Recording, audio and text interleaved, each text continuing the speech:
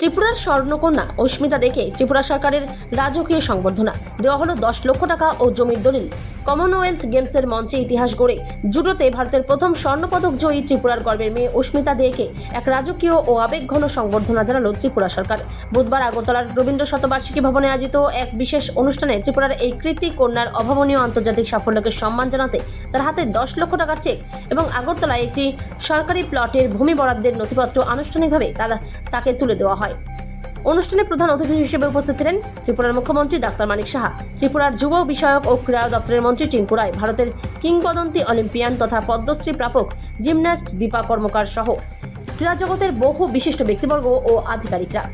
ত্রিপুরা দক্ষিণ জেলা বিলোনিয়া মহকুমার এক সাধারণ পরিবারের বড় হওয়া অস্মিতার এই সাফল্য কোনো অলৌকিক ঘটনা নয়, বরং দীর্ঘ সংগ্রাম ও একাগ্রতার ফসল।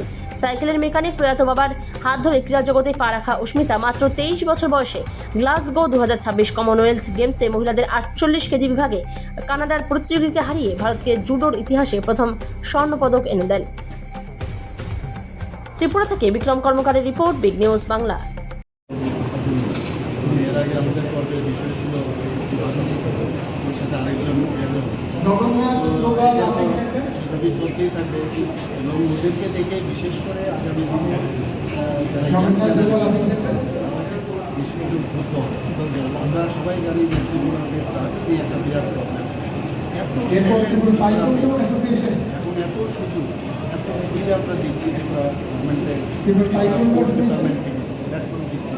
আমি একটাই তাদেরকে আবেদন করব, তাড়াতাড়ি আমরা যত বেশি খেলাধুলার সাথে যুক্ত হতে পারবো তত বেশি আমাদের মানসিক যে উন্নয়ন, শারীরিক উন্নয়ন তো হবেই। সব দিক দিয়ে আমার নিজেরও ভালো, সমাজেরও ভালো এবং রাজ্যের এবং দেশের ভালো। সবাই খেলাধুলাতে যুক্ত থাকা খেলাধুলাতে কেউ যদি মনে করে আমি এটাকে প্রফেশনাল তার সেটাও সুবিধা রয়েছে। তার জন্য কোচ রয়েছে, কোচের তত্ত্বাবধানে যদি আরও ফোকাস নিশ্চয়ই রেজাল্ট তারা আনতে পারবে। এবং আজকে আমার খুব ভালো লাগলো যে দিদিও ছিল এখানে এবং আমাদের জন্য উইমেন এম্পাওয়ারমেন্ট আজকে কিন্তু এখান থেকে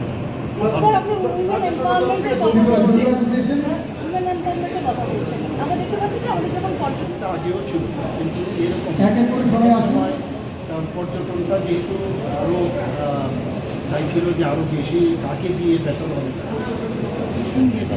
তো এইরকম কিছু না। আবার ওয়েস্ট বেঙ্গল থেকে বলছে, ওয়েস্ট বেঙ্গলে বলছে যে ওনাকে সেভাবে দাম দেয়, অথচ ত্রিপুরা ছোট রাজ্য তারা দাম দিয়ে এটাই এরকম। এবং আমরা করবো জায়গায় আমরা নিশ্চয়ই সামনে গিয়ে আমরা প্রতিষ্ঠিত করবো, ডিপেন্ড করবো। কারণ ও এখন আরও বড় প্ল্যাটফর্মে গেছে, নিজেই বলি যে এইরকম না, এটা নিয়ে উপরে নিতে পারে অনেক, কিন্তু আমাদের রাস্তায় মানে ওদের কোনো অসুবিধা নেই। পরবর্তী সময়ে যখন চাইবে আমাদের নিশ্চয়ই আমরা